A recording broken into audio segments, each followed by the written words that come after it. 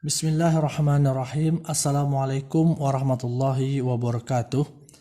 Alhamdulillahirabbil alamin wassalatu wassalamu ala asrafil anbiya'i wal mursalin wa ala alihi wa sahbihi ajmain. Allahumma shalli ala Muhammad wa ala ali Muhammad. Baik para mahasiswa sekalian, kita lanjutkan perkuliahan kita pada minggu ini. Kita masih membahas tentang tema seluler ya. Kita masuk kepada topik trunking ya. Trunking, saya tulis di sini. Trunking dan grade of service. Ya, grade of service atau biasanya disingkat dengan GOS ya, grade of service.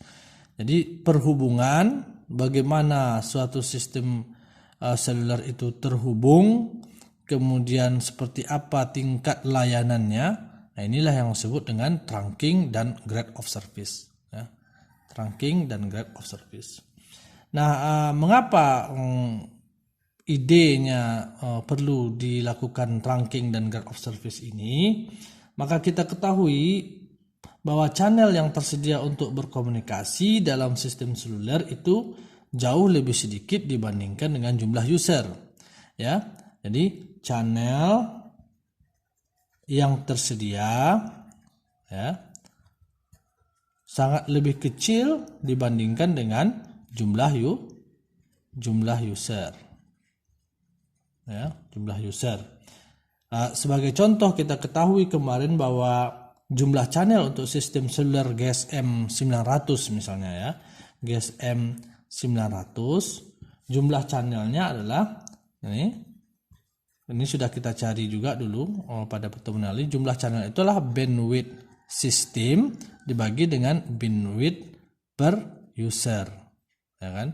Bandwidth sistem itu kita ketahui adalah dari 890 sampai 915, yaitu sekitar 25 MHz ya, sekitar 25 MHz. Jadi 915 dikurang 890 MHz dibagi dengan bandwidth user. Setiap user ketika melakukan hubungan komunikasi menelepon itu memerlukan bandwidth pada GSM itu 200 kHz ya, 200 kHz. Sehingga sama dengan 915 kurang 890 itu kan 25 MHz per 200 kHz ya.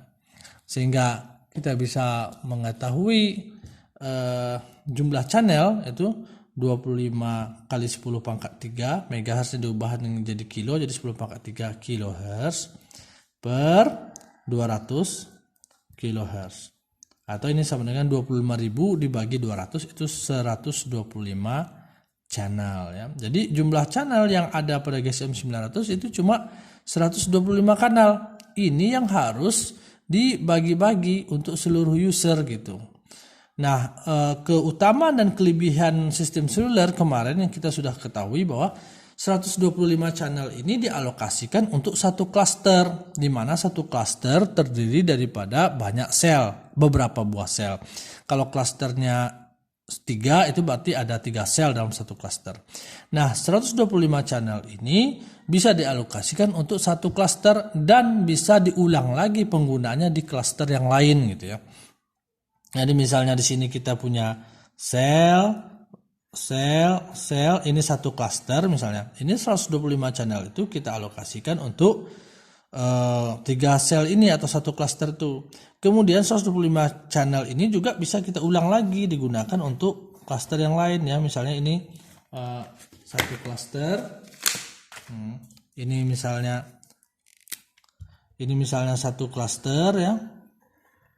Dan ini satu klaster yang lain gitu ya.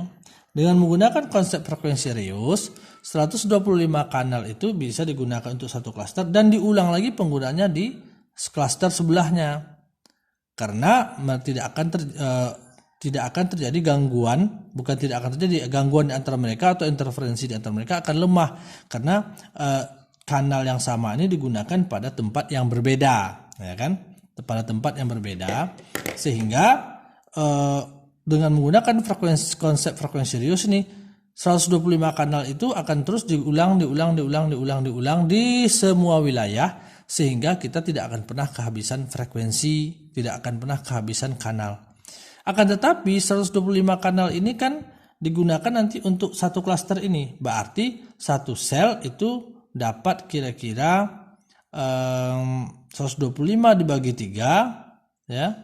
Itu dapat sekitar 32 ya. 32 dan 42 dan di sini 43. Ini kan 41 sorry. Ini kan 125 kanal semuanya, 125 channel. Nah, 42 kanal yang dialokasikan untuk satu sel ini ternyata juga tidak begitu mencukupi atau jumlahnya jauh dibandingkan dengan jumlah user. Dalam satu sel itu bisa saja jumlah usernya sampai ratusan atau ribuan, tentu saja tidak sama dengan jumlah kanal yang diperlukan atau jumlah kanal yang ada gitu. Sehingga kita bisa katakan bahwa channel yang tersedia untuk sistem komunikasi seluler ini jumlahnya sangat lebih kecil dibandingkan dengan jumlah user ya. Nah, itu artinya apa? Artinya apabila user melakukan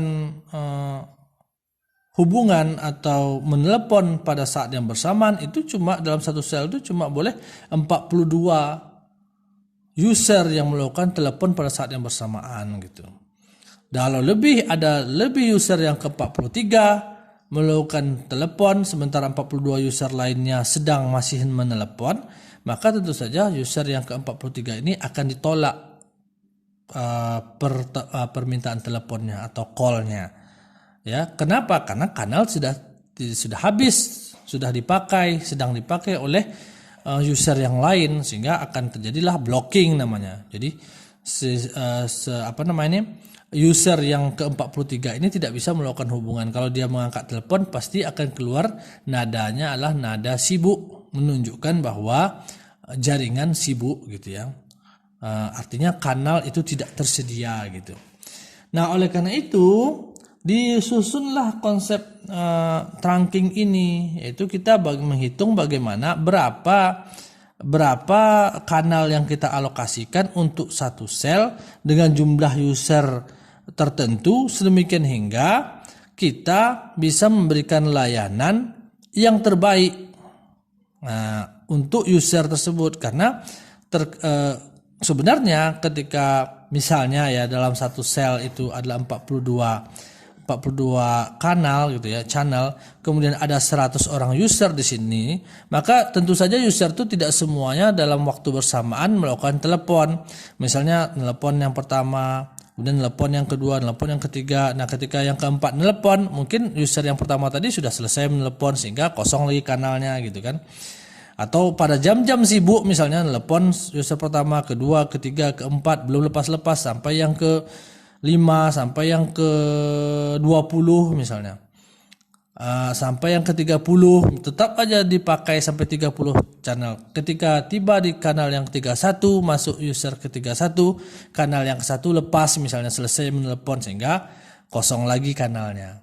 Tetapi pada saat jam sibuk sekali bisa saja sampai 42 kanal ini dipakai bersamaan terus. Dan ketika masuk user yang ke-43, maka kanal sudah tidak habis, sehingga terjadilah apa yang disebut dengan blocking.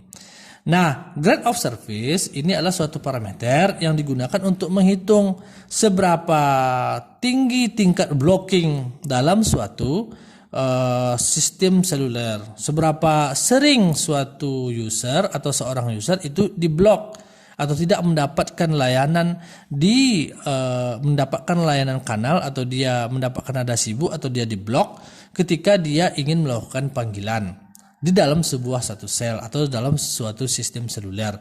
Ini adalah disebut dengan grade of service. Grade of service ini adalah sesuai dengan namanya, tingkat layanan. Ini menunjukkan seberapa sering suatu sistem itu menolak panggilan, atau seberapa sering terjadinya penolakan panggilan ketika ada user yang ingin masuk diakibatkan karena jumlah kanal yang sudah habis gitu. Nah, itulah yang disebut dengan sistem grade of service. Nah, grade of service ini kadang-kadang disebut juga dengan probability of blocking ya. Probability probability of blocking, atau bahasa Indonesianya kemungkinan atau kemungkinan pemblokiran gitu. Pemblokiran itu maksudnya apa? Maksudnya adalah user tidak bisa melakukan panggilan dikarenakan sistem sudah penuh, sudah jenuh gitu ya. Nah, trunking dan grade of service ini, sistem trunking ini dikenalkan pertama kali oleh Danish Erlang ya, Danish Erlang. Makanya nanti kita akan banyak menggunakan tabel. Nah, tabel itu diberi nama tabel Erlang karena yang menemukannya si Danish Erlang ini. Nah, itu digunakan untuk menghitung probabilitas blocking daripada suatu sistem antrian. Dalam hal ini kita bahas adalah sistem seluler. Kita lanjutkan ke video berikutnya ya.